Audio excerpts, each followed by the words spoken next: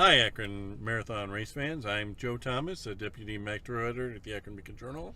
And I'm Paula Schleis, a reporter at the Beacon Journal. And this is our fourth installment in the road tour that we're taking of the Akron Marathon race course. Today, Joe, we're going to do leg number 4. Relay leg number 4, that's through West Akron, Northwest Akron. Great neighborhoods over here, lots of nice shade from the trees along the sides of the road. This is one of the runners' favorites, isn't it? Yeah, it really is. The block parties out here are really over the top. So the spectators, the shade, and very nice flat ground. But we're going to tell you more about that. So let's get going. Our starting point is Firestone High School, and we'll take it from there. Okay. All right, Joe. So we are headed down Fairfax from the corner of Fairfax and Rampart at Firestone High School. We are following the blue line. Heading up to North Hawkins here. Taking a right. Now, I happen to know that there's going to be a block party here on Fairfax, and that's something that the marathon staff does for spectators. If you've got a neighborhood that wants to throw a block party and cheer on your spectators, they bring out cowbells and t-shirts and give you a little kit to help make your experience a lot more fun. That sounds like a lot of fun. I love cowbells. I don't think you can have too many cowbells on a race course. You've got to have more cowbells. You know, running is and I said this in a previous video, it's a very isolated sport. I mean, you go out there and train alone most of the time, and you're just not used to people paying attention to you. And that's why race day is so special to runners. I mean, you've got people shaking cowbells at you. You know, the other thing, though, is I've noticed as a spectator, and I love being a spectator for the marathon, as solitary as a running can be for the runner, they're out there looking at the faces of all the people they're passing by, to a lot of these folks, and I can't believe every year how many people I hear shouting my name. So many people who you know are out there, and they're rooting for you as they're running as much as you're rooting for them as you're standing in the spectator mobs. It's a neat experience. It's true. I went out early one year with some nephews and nieces, and we were just cheering as hard for these people as if we knew them all.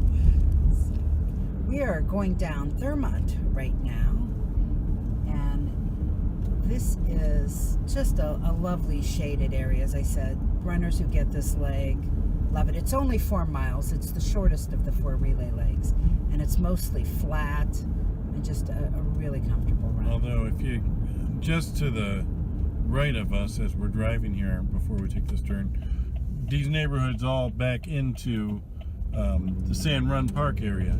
So there are hills here, but we're at the top of the hill, and these aren't the beasts that the runners are going to have to slay when they're out there.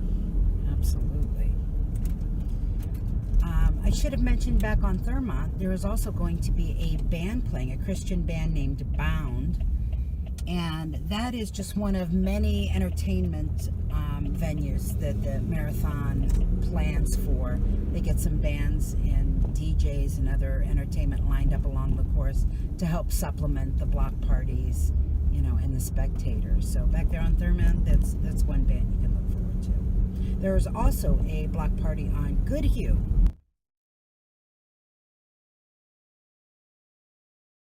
Oh, we're actually on Overwood. Oh my gosh, Overwood. These people love their neighborhood. They even have a nickname for their neighborhood. They call it The Wood. And the block parties on this road are just over the top.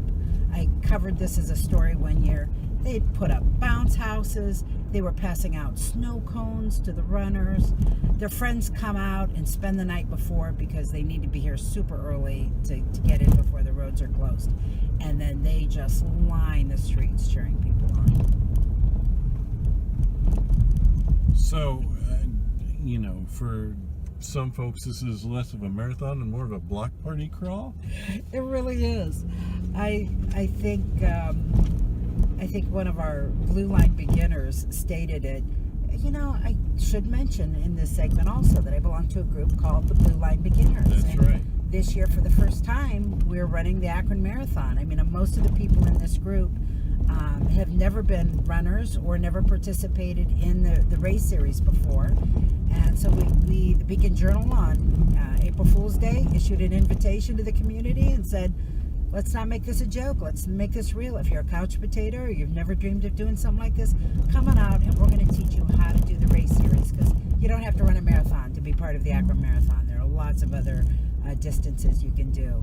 So we did a trial run of these relay legs a couple of weeks ago as a group, and then I asked for our Blue Line beginners to give us their insights as to what they liked, didn't like about the relays and such. And I heard from Yuling Ye, who walked this route, number 4, and said she really enjoyed it. We kept pointing at those lovely houses and looking for sale signs in the yards. Thank you for picking the scenic route for us. I know we are there to walk fast, but you've got to smell the roses on the way. I think a lot of people are going to be smelling the roses on this route come race day. It's beautiful over here. And I should mention, I mentioned that Yuling was a walker, and that's really important. You know, a lot of people walk these Akron Marathon events, and they want you to walk fast.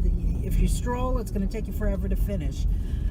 But they really embrace, one of their missions is to just get people active and outside and healthy, and so they really embrace walkers. And there are people who walk the half marathon. So we've just turned off of Overwood, or as you said, some of the folks who are along that stretch like to refer to that as the Wood. And now we're on Wiltshire. Now, my question for you is, do the folks along this stretch call it the Shire? Well, if they don't, I think they should. Maybe we'll give them the idea with this video. So welcome to the Shire. None shall pass. There is actually a very fun reason to be on Wiltshire. And is it Wiltshire or Wiltshire? We're going to have that debate the rest of this relay race. Is it Talmadge or Talmadge? But along this stretch, there is a man who comes out every race day and sets up bubble machines. The Bubble Man. The Bubble Man. And, you know, the Akron Marathon tweaks their course every once in a while, depending on if there's construction and such. And they have gone out of their way to make sure that they keep this route on the course, because people really look forward to the Bubble Man. He just blows bubbles out onto the street, and the runners run through them and try and pop them. And it's just part of the festive atmosphere. Manaway or Mantua? Caribbean or Caribbean? Oh, we could go on and on. Ravenna or Ravina? Another thing you're going to find along this route are 2 of the hero zones. You know what the hero zones are, Joe? We talked a little about hero zones the other day. You said Children's Hospital has these tents out here where they have inspirational heroes from among their patients. They do. They have 12 or so zones. There are patients who have gone through some really, dramatic challenges in their life. And so it really kind of fits the idea of the challenges of the runners. They've had to, overcome some challenges to be here. And these patients and their families, they come out and they're in these designated areas, and they exchange high five with the runners and just encourage them to keep going, as they themselves had to keep going in life. That's one of the great parts about the races. I know the first year that we saw the hero zones out there, my kids couldn't wait to go up and meet some of the heroes in the tents, and just came back and were wowed. They felt like they had met a celebrity. One of the fun things about those hero zones is the patients are asked to come up with their superhero identities. So I know some of them dress up as superheroes. They have capes. You can go online to the Akron Children's website and learn more about all of those little heroes, and learn more about the challenges they went through. Speaking of capes, I know a lot of runners go out there in superhero gear and other costumes too, just for the fun of it. that's always been a thrill of ours, is seeing just some of the folks who are just out there just to have a blast and entertain people as much as they are to run the course.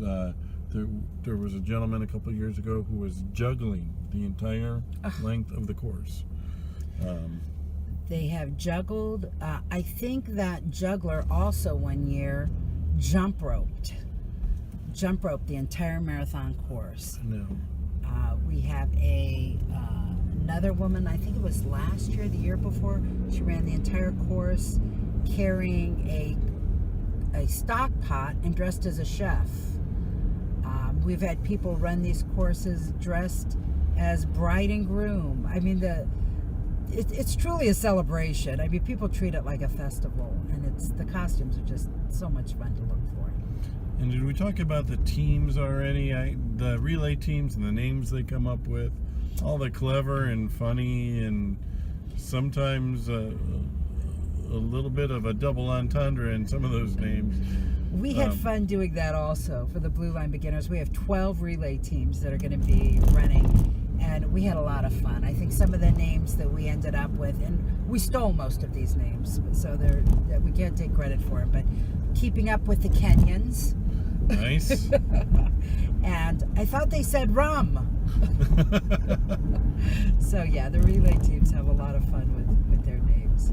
You know, I'm going to have to look for some more of those names so we can share them the next segment. So we are going down Hawkins here, and before we get to West Market, the runners are going to turn off here onto Wallhaven Circle and get to Hardesty Park, and we are very close to handing off to relay zone number 5, which is the last segment of the course.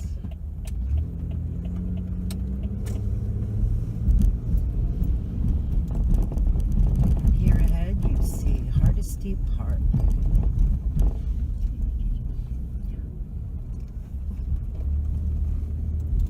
Now the relay runners hand off slap bracelets. Oh, I wondered how they did that. Yeah. And there's about 1,200 or more runners in each of these zones. So it's quite a challenge when you're approaching a zone. You've got to find your person. You've got to pick your person out of about 1,200 faces. You said they have folks there that are volunteers to help people do that? Yeah, they have 35 to 40 volunteers at every relay zone, and their whole role is to just look at your bib number and try to connect you with your person. So, well, let's stop here, Joe. This is the end of zone number 4, and we are going to be beginning relay zone number 5 tomorrow. So come back and see that part.